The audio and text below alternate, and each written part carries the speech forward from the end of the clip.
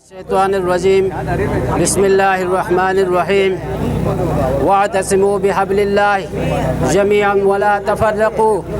मेरे मोहतरम सामिईन गिरामी, हाज़रीन मजलिस, उलमा किराम, तलबा किराम, गिलगित बल्तिस्तान के गयूर अवाम, अस्सलामु अलैकुम।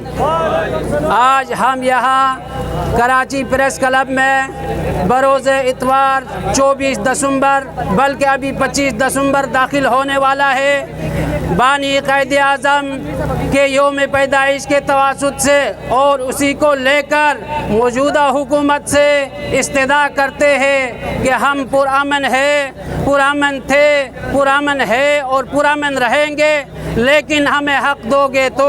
हम टैक्स के ख़िलाफ़ नहीं है, जैसे मुख्तलिफ उलमा हज़रात और दीगर तंजीमों के लोगों ने मुफस्सल बात की। मैं आपका ज़्यादा वक्त नहीं लूँगा।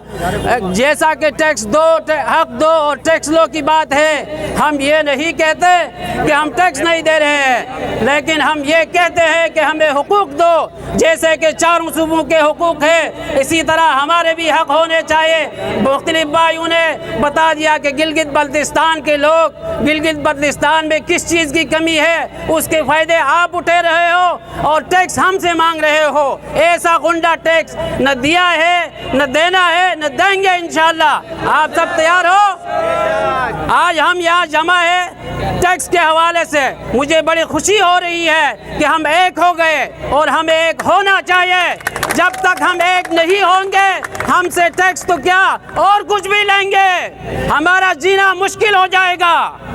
मेरे भाइयों, मैं वफाकी हुकूमत से भी और चारों सूबों के वज़ीर आला से भी दरख्वास्त करता हूँ, वो क्यों खामोश है? बात तो उनको करनी चाहिए। एक तरफ हमें कहते हैं कि गिलगित बल्तिस्तान हमारा 5वां भाई है, तो ऐसा कैसा भाई है जिसको कुछ नहीं दे कि सब कुछ मांग रहे हैं? आप इस तरह तैयार हो?